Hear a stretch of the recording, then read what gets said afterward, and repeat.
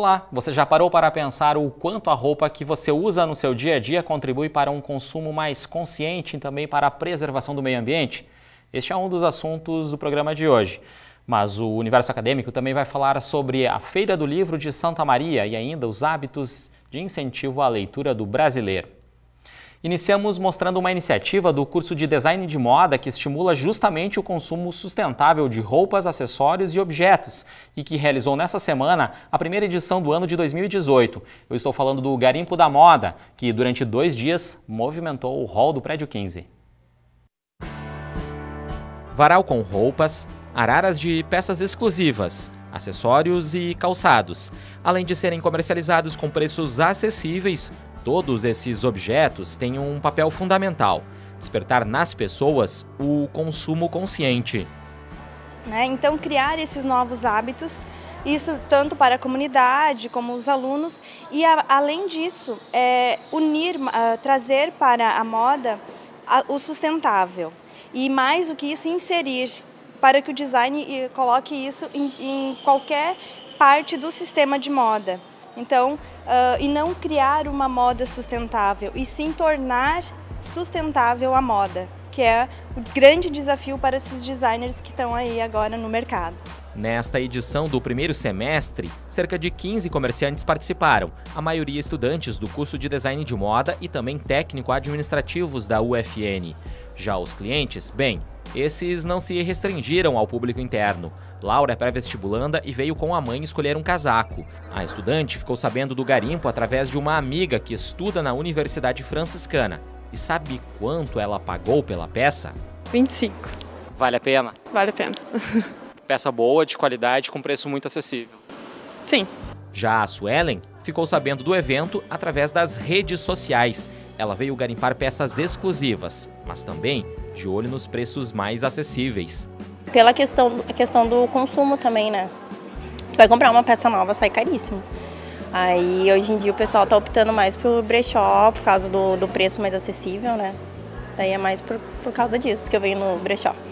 Esse é um perfil de consumidor de brechós e garimpos, mas o público que compra com frequência nesse comércio é mais amplo, segundo a professora do curso de Design de Moda da UFN.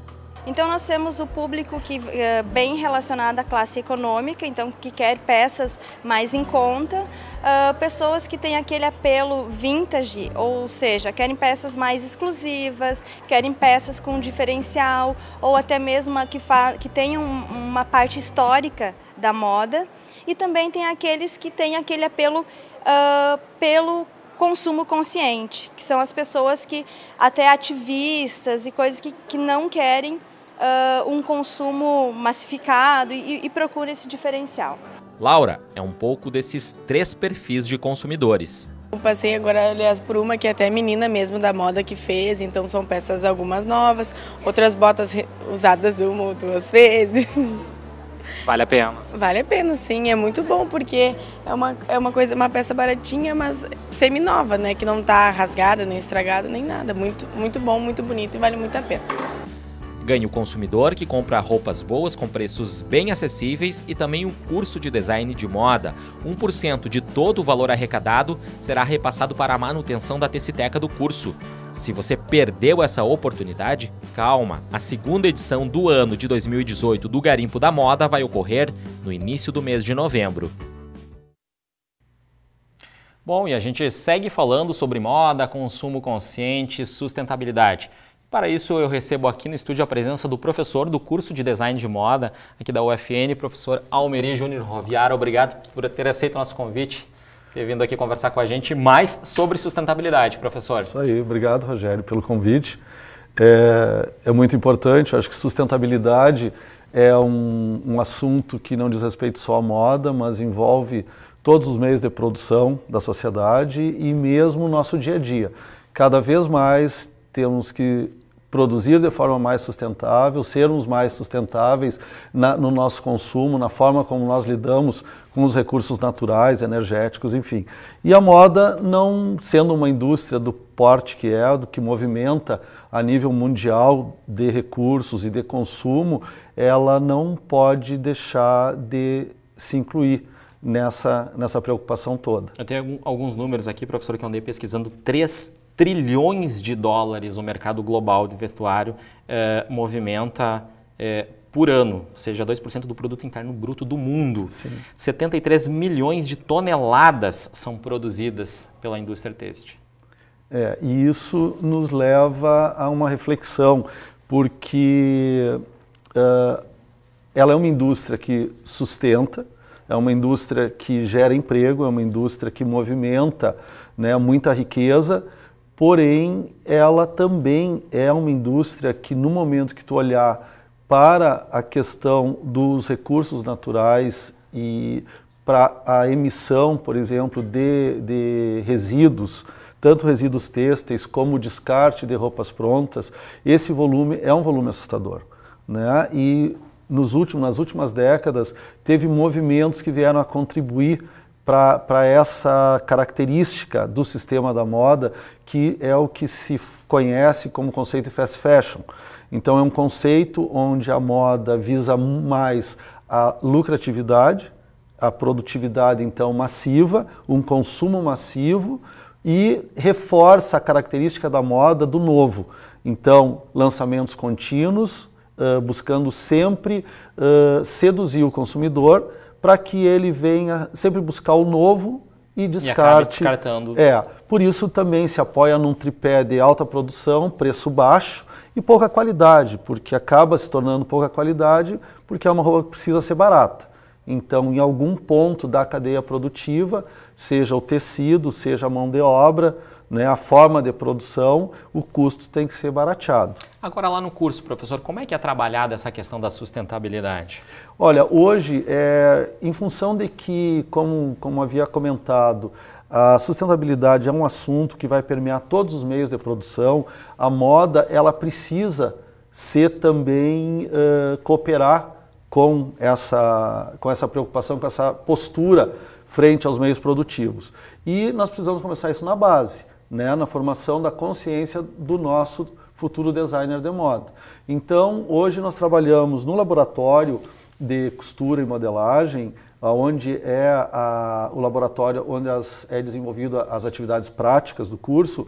Ali hoje nós estamos com um projeto de controle, a gente está fazendo um projeto de controle do que é gerado de resíduo têxtil do laboratório, né? E temos também feito, dentro desse projeto contempla também o descarte, como fazer um descarte apropriado. Correto. Né? Então, a gente com isso está a partir da seleção, né? Então nós temos vários tonéis, cada tonel destinado para um tipo de resíduo, né? Então papel, tecido, fios, os orgânicos. Então isso já vai criando uma consciência do aluno enquanto indivíduo, a separação do lixo, né? A separação dos resíduos. E também pegando esse resíduo e fazendo reaproveitamento. Então a gente tem alguns projetos para reutilização desses resíduos através de fazendo artesanato, fazendo até uma reciclagem de roupas, né, usando esses resíduos para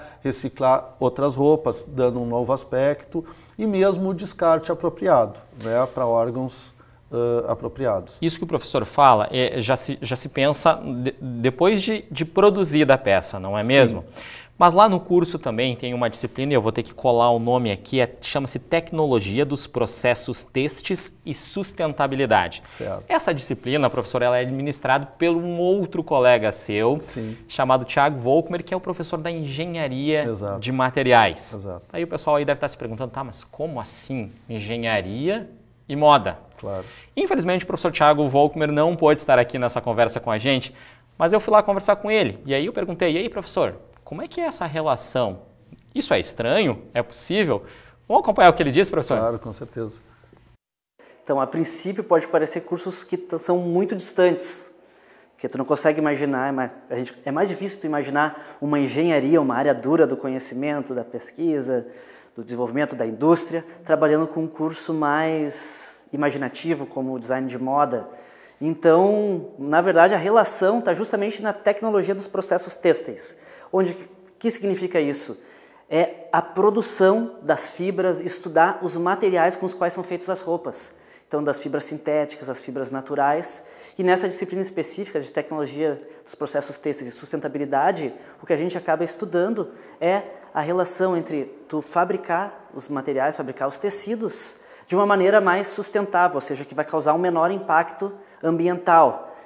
Na verdade, durante todo o processo de fabricação da roupa, quando tu pega um tecido e tu precisa preparar ele para todas as outras etapas, então tu tem etapas que tu vai passar como se fosse uma cera no tecido, depois tu vai ter que fazer alguns tratamentos químicos para poder colorir.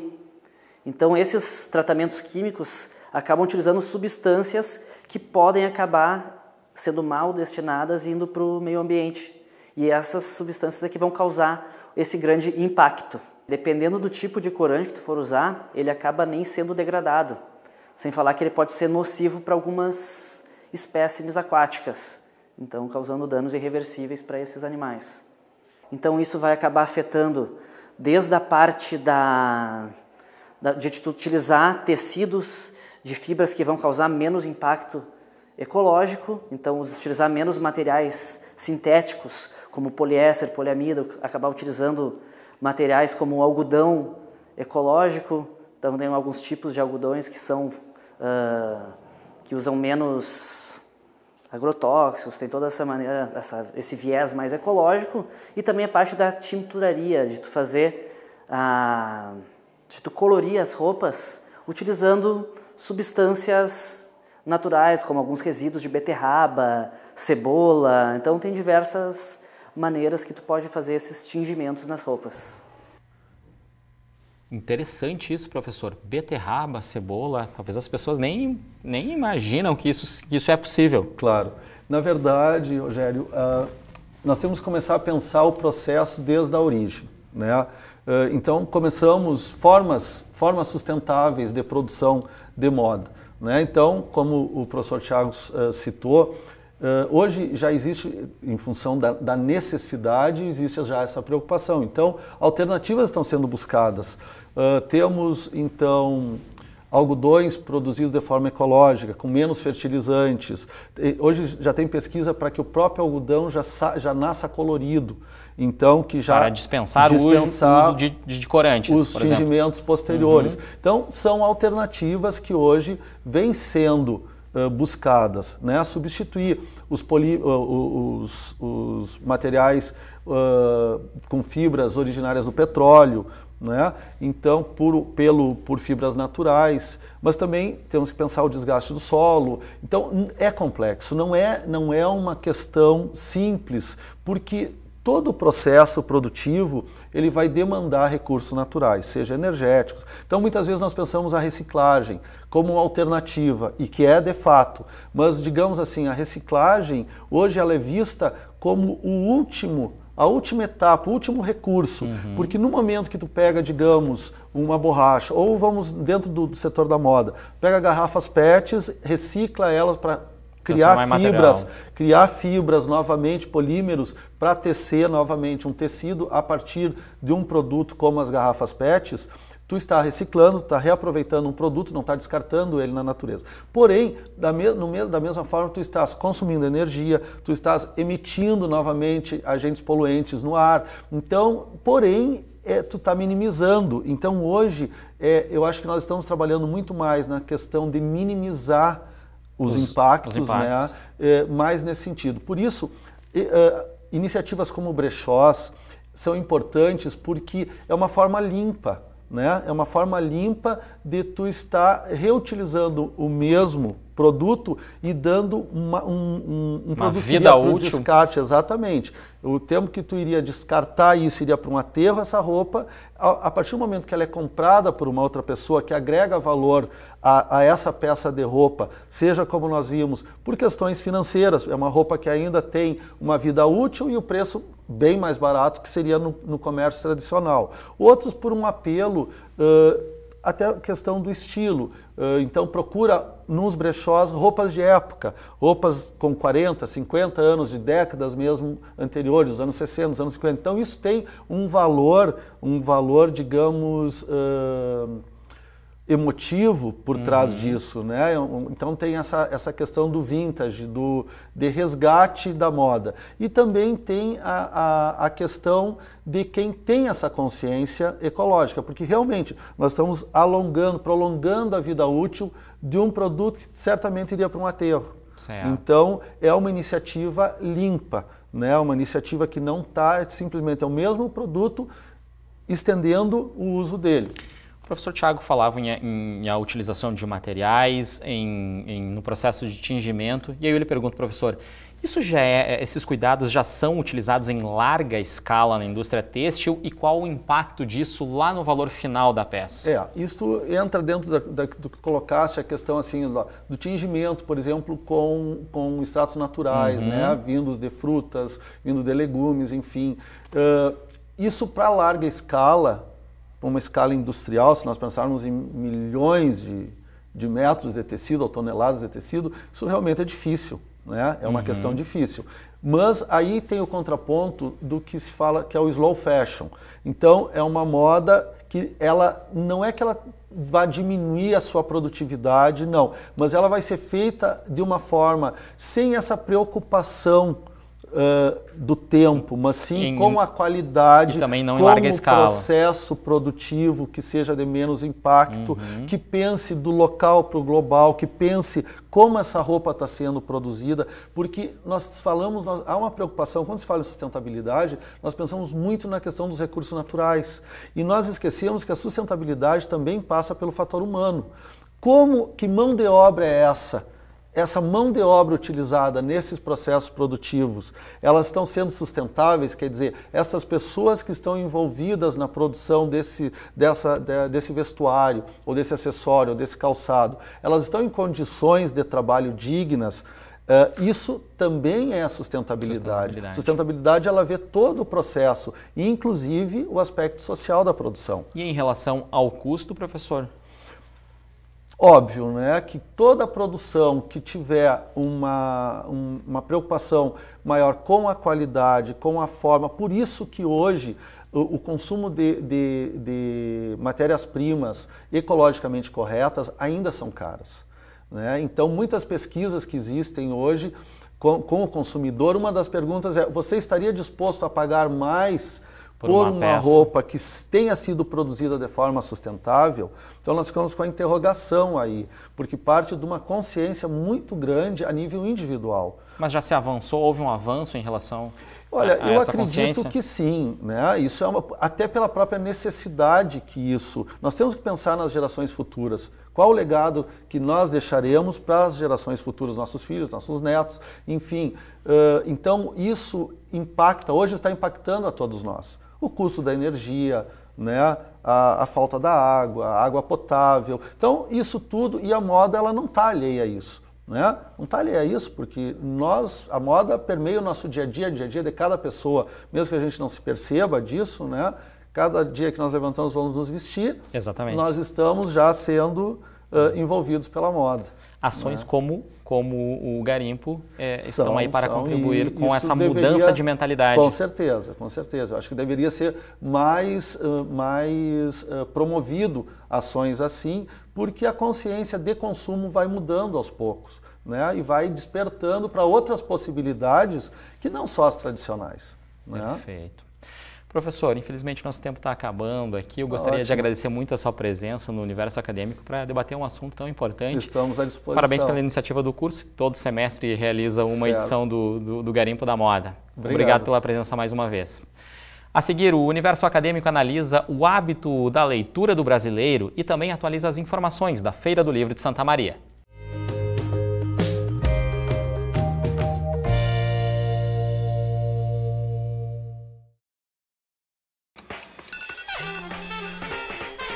A Luísa tá indo pra aula. A Ana e o Alex também. E você? Já escolheu ser universitário? Um novo mundo se abre para quem faz essa escolha, cheio de desafios inéditos e muita conquista pessoal.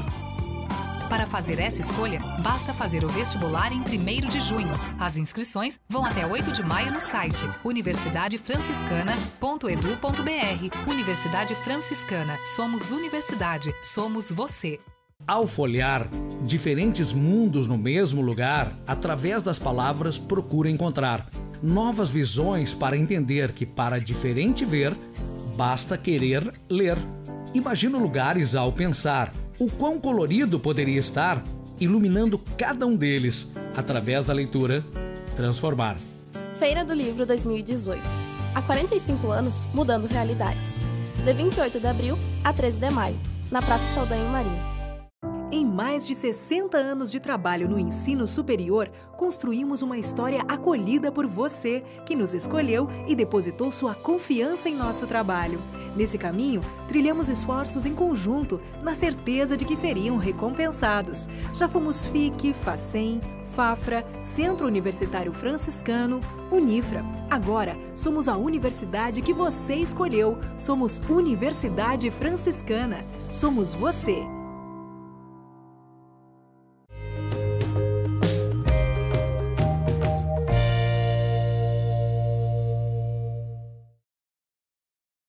O Universo Acadêmico está de volta para falar agora sobre os hábitos de leitura do brasileiro e também para atualizar as informações da Feira do Livro de Santa Maria.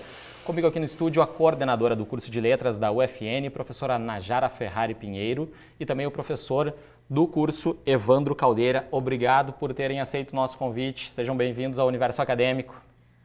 Obrigada pelo convite e ficamos bastante satisfeitos em conversar também sobre este assunto. Antes de iniciarmos a nossa conversa, eu vou convidar vocês para assistirmos a uma reportagem sobre a Feira do Livro, a 45ª edição da Feira do Livro de Santa Maria. Até o momento, mais de 36 mil livros já foram comercializados em 13 dias de feira. A expectativa é chegar até o dia 13 de maio, quando encerra o evento, com mais de 55 mil exemplares vendidos. Eu fui lá dar uma conferidinha na feira. Vamos acompanhar?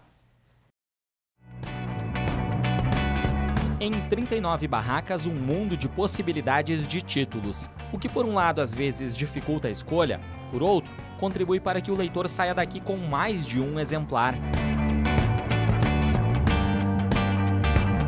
Com certeza, ainda mais se tá 3 por 10, né? Vou escolher mais um ainda. Quem sabe vai mais 3, acaba indo mais 3. Por que não? Se eu gostar, eu vou. Rosângela comprou 2 exemplares do mesmo livro. Eu vou levar 2, um eu vou dar de presente. Era algo que a senhora já buscava? Já buscava. Desde domingo, né, que eu estive aqui, não levei e me arrependi. Hoje eu vim buscar. A feira é sempre uma boa opção para encontrar a leitura. E por um bom preço. Preço de R$15 é maravilhoso. O que é maravilhoso também é a interação entre leitores e escritores. A edição de 2018 tem mais de 120 livros agendados nas sessões de autógrafos e lançamentos. A feira conta ainda com a presença de 250 escritores durante os 16 dias de funcionamento. Dona Ione escolheu um título bem sugestivo para presentear o neto Eduardo. E hoje está tudo tão difícil, né? Esse mundo muito perdido, daí isso aqui ajuda a criança, ajuda os pais a ajudar os filhos. A mãe do menino de 5 anos, que é filha dela, influenciou diretamente na escolha. O que é certo e o que é errado. As crianças não nascem sabendo o que é certo e o que é errado. Mas de alguma forma, com o passar dos anos, nós esperamos poder ajudá-las a se tornarem adultos prudentes, responsáveis e respeitáveis. Eu achei muito legal para o dia a dia das crianças, né, que hoje é difícil. E eu achei muito interessante mesmo, e todos na verdade. Eu achei bem interessante, porque a gente precisa, hoje em dia, né, com as crianças, que não é fácil. E eu dei a dica para ela levar de presente, né? Muito interessante. Sabe quem também está achando tudo isso interessante? Os livreiros, que já comemoram o volume de vendas. Essa é a 4ª vez que Cristiano vem de Porto Alegre para participar da feira em Santa Maria. O movimento aqui em Santa Maria, ele sempre é um movimento muito bom no sentido de se manter regular. Não é um movimento assim como outras feiras que eu já fiz, por exemplo, como Porto Alegre, Bienal do Livro em São Paulo, onde é aquele movimento só de passeio, o chamado movimento do passeio. Aqui não, aqui é um movimento de compra. A pessoa vem à banca para comprar. Interessante isso, até comercialmente falando, essa venda se manter regular, porque o comerciante pode apostar, né, pode estruturar a banca dele, porque ele sabe que aquele dinheiro é certo. Então, eu, particularmente, como vendedor, eu prefiro muito mais uma venda regular do que picos de venda e dias sem nenhuma venda. O movimento que o Cristiano se refere pode ser conferido aqui mesmo, ó, nos espaços entre as bancas. Agora são 2 horas de uma terça-feira e olha só como está o corredor principal da Feira do Livro. Até esta terça-feira, os 5 livros mais vendidos em ordem alfabética eram estes: As Aventuras na Netoland, de Lucas Neto, A Vida por Trás das Câmeras, de Felipe Neto, A Sutil Arte, de Mark Manson, Cronicaria, de Marcelo Canelas e Manuela Fantinel, e ainda Todo Dia, a Mesma Noite, da autora Daniela Arbex. Nesta banca, o Sutil Arte era o título mais comercializado. Ele é um livro sobre tu se desprender. Ele diz que tu não deve ligar muito para a opinião alheia, tu deve pensar mais em ti mesmo e fazer as coisas por ti, não tanto pelos outros. Ele é um tanto extremo, mas todo mundo que leu ele, que comprou, adorou, indica. Eu ainda não cheguei a ler ele, exatamente por essa minha opinião dele ser bem extremo. Mas é o livro mais vendido, já faz alguns meses na loja. E, sem dúvida nenhuma, ele tem uma grande credibilidade por isso, sabe? Porque as pessoas acabam sendo muito...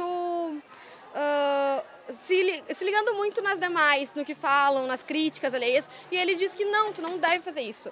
Então, vale a pena ler ele.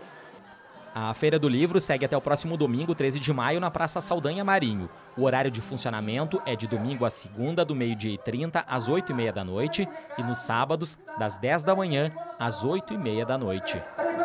Aqui, eu tô anotando. Hã? Alô? Aqui? Hã?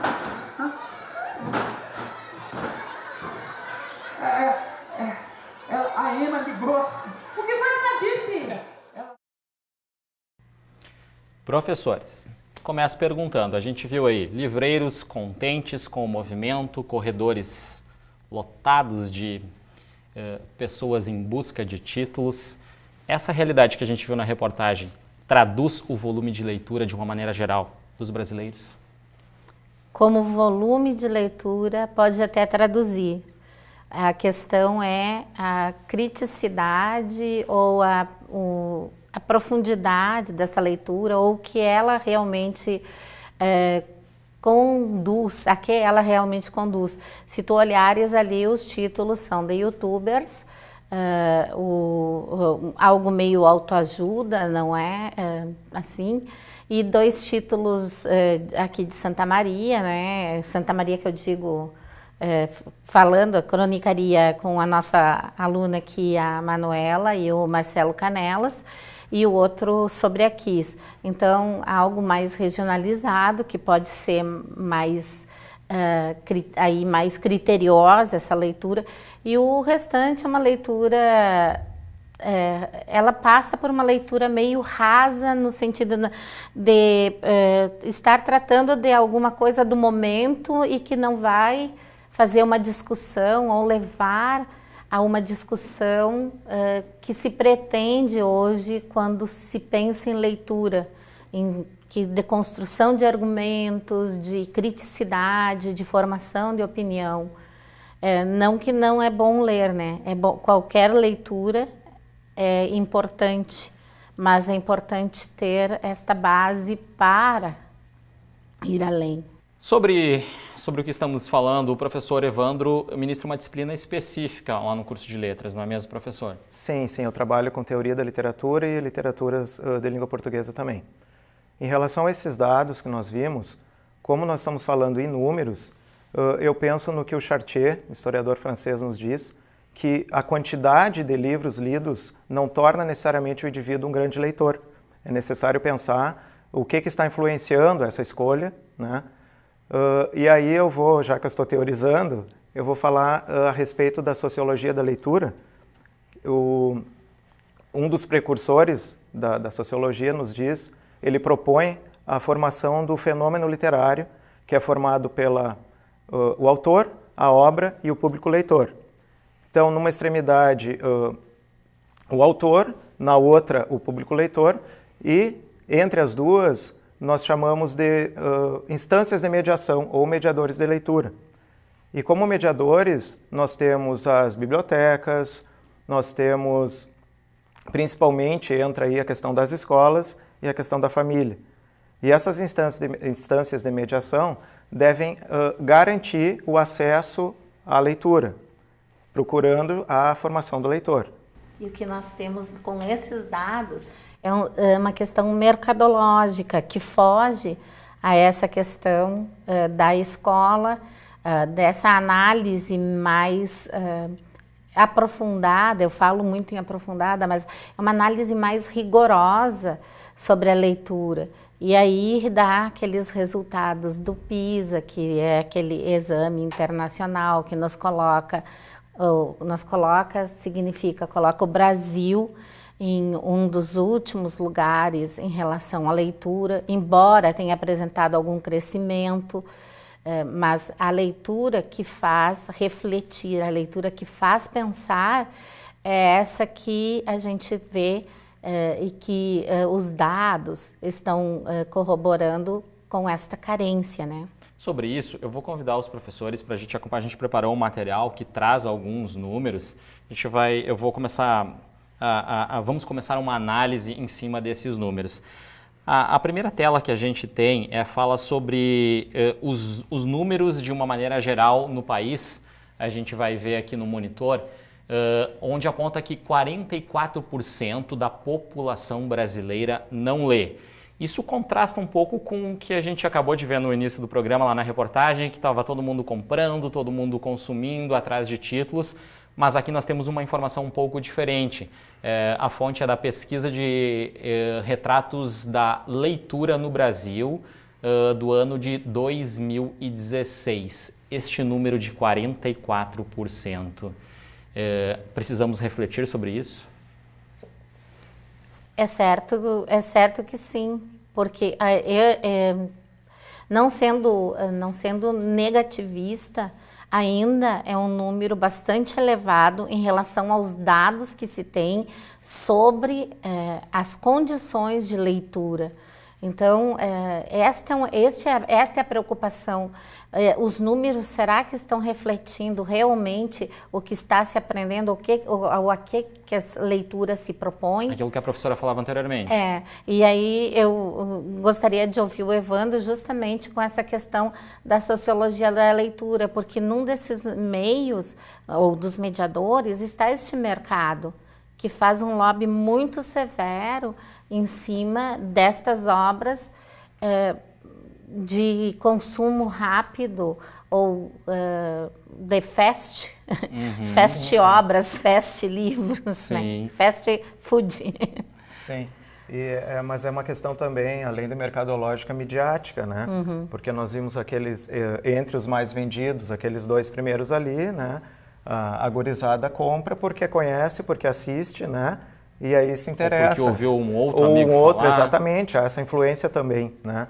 Mas mesmo assim, como eu também trabalho com escola de educação básica, a gente vê vários projetos de incentivo à leitura, né?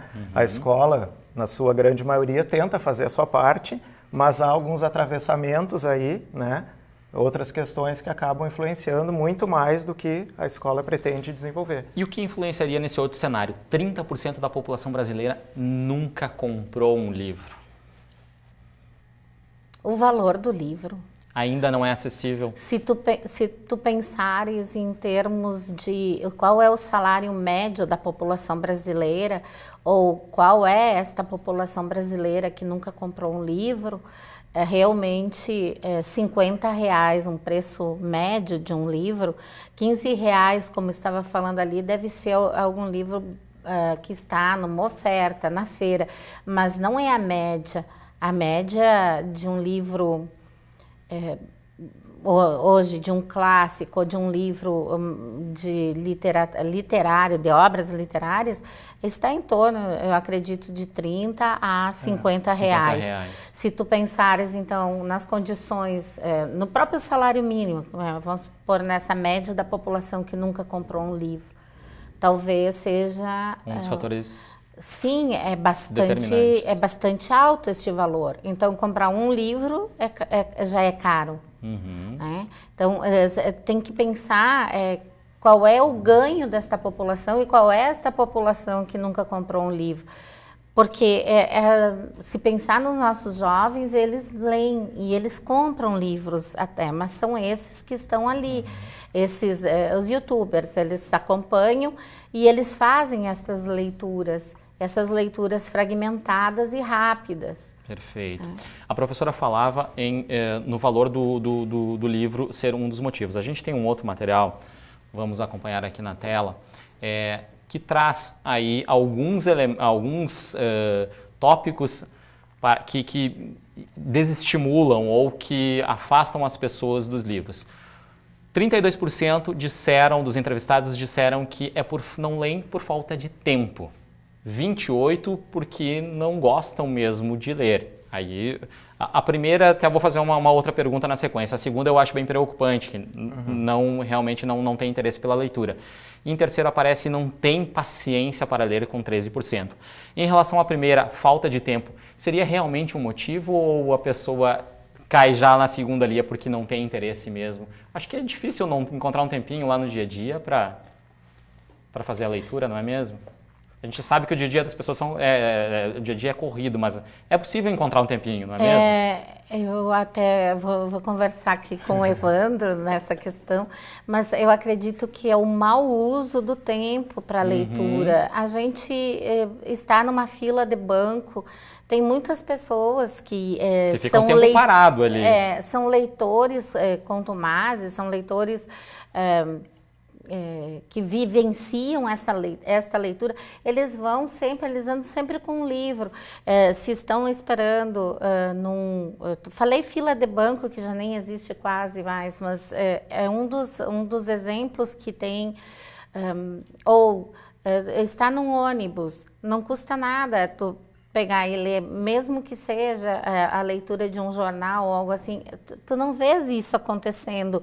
Enquanto que tu anda em grandes cidades, ou quando aparece Japão, quando aparece os metrôs, o que acontece? E as pessoas estão sempre lendo. Até em São Paulo, quando tu andas de metrô, tu vê as pessoas com fone de ouvido e com os livros na mão. Então, será que não também a falta desse hábito porque nós não temos também, ou nós não andamos da mesma forma que as grandes cidades andam, como Tóquio, por exemplo? Como mudar essa realidade lá? Como que isso é trabalhado no curso, por exemplo? Bom, no curso, nas disciplinas de literatura, eu preciso que os alunos tenham acesso, né? Eu preciso indicar e eles precisam ler. Só que ainda nós vemos uma certa resistência por parte de alguns, apesar de ter essa procura pela leitura, né? Eu estava pensando na questão de não ter paciência ali, tem a ver com o que tu comentavas antes, a questão da correria, né? Mas porque as pessoas querem coisas mais rápidas, mais ágeis, em função da velocidade. As pessoas até leem, mas sempre em contato com as redes sociais, né? Em função dessa velocidade, acaba talvez não tendo tempo para fazer um outro tipo de leitura também, né? E a leitura muito... eu falo fragmentada porque ela é parcial, ela é de tópicos, é aquilo que está ali na timeline, é aquilo que está muito emergente, emergente momentâneo, muito rápido, e que deu e não vai atrás. Tanto é que tu vês aquelas fake news aparecendo em tudo que é lugar, como se fosse verdade, não é? A proliferação das fake news com essas leituras, quer dizer, um passa para o outro como se fosse verdade. E aí, professor, trabalhar isso lá num curso onde vai formar professores, futuros professores, como que é? É um trabalho que nós precisamos dia a dia, porque justamente por isso, né? Eles estão em formação e a sequência é sair e ir para o mercado, né?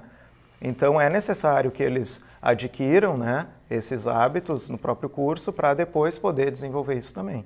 Perfeito. Vou chamar aqui na tela os nossos próximos dados.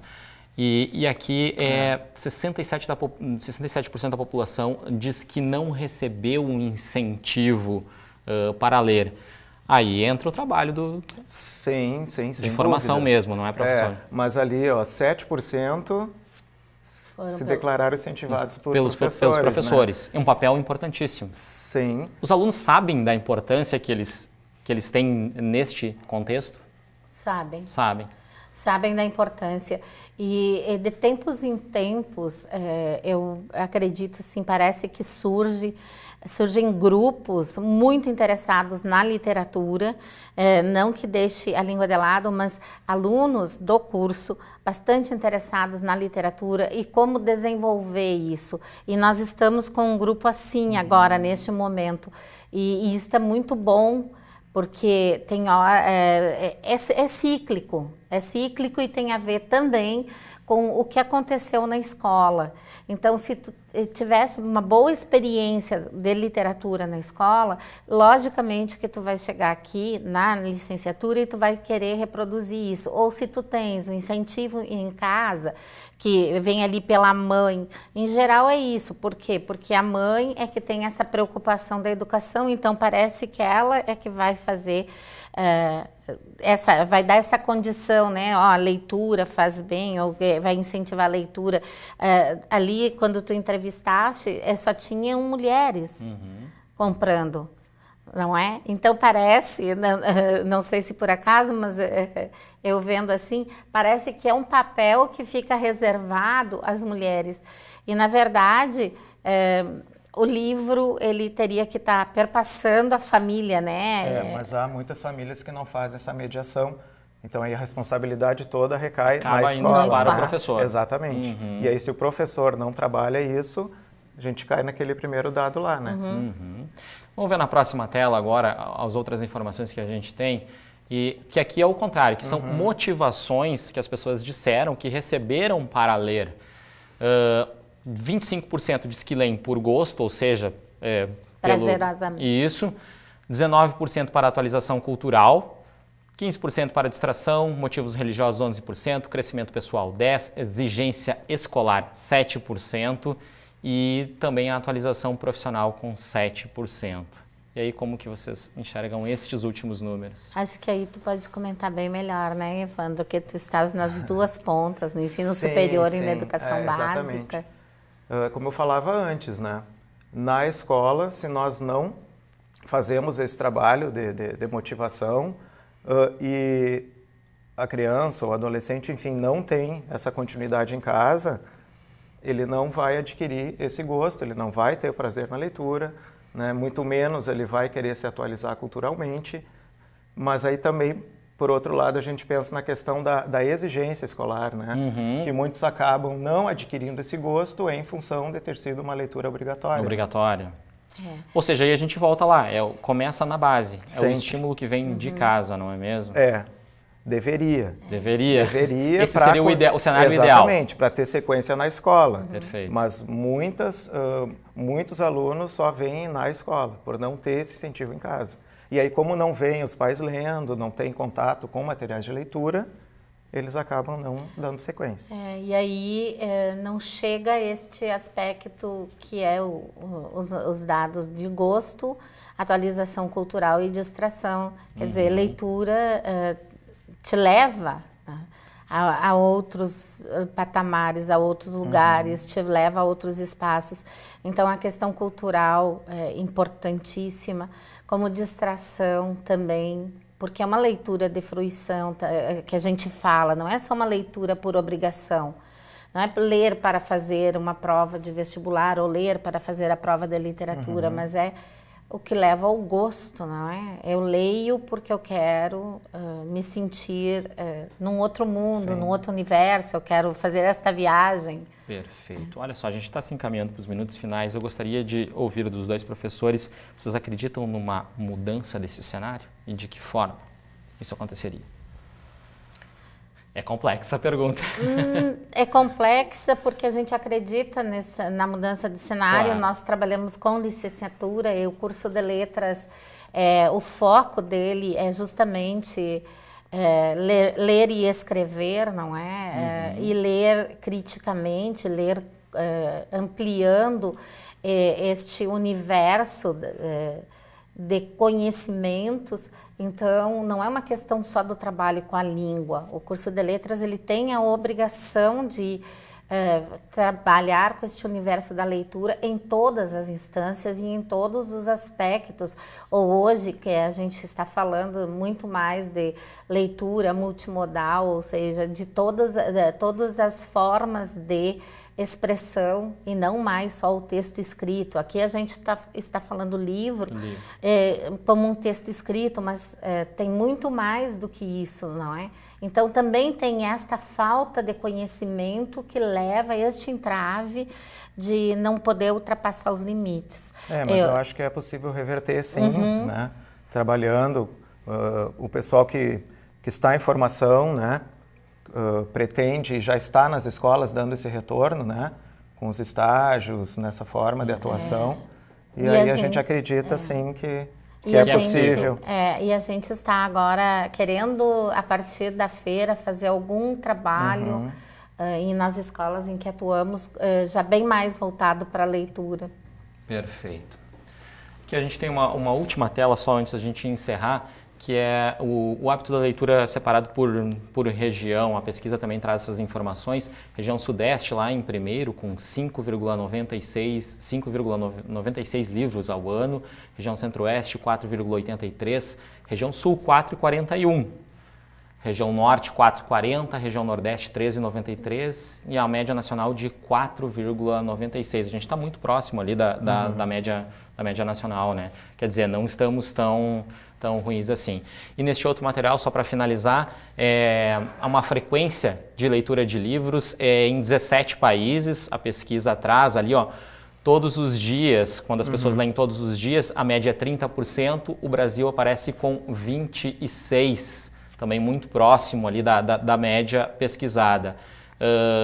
Por pelo menos uma vez na semana, 29%, estamos com 27%, e pelo menos uma vez no mês, 17%, e o Brasil está ali um pouquinho acima, 18%. Ou seja, o cenário é preocupante, mas também vemos que há sim caminhos, como os professores acabaram de falar, não é mesmo? Há uma saída para a mudança desse cenário. Esperamos. Esperamos e fazemos todo um esforço para que isso aconteça, não é? Porque é importante, pensa no universo de leitura que estas pessoas têm que fazer. É um contrato de trabalho, é um livro. Então, eles têm que fazer, além do livro, eles têm que pensar que a leitura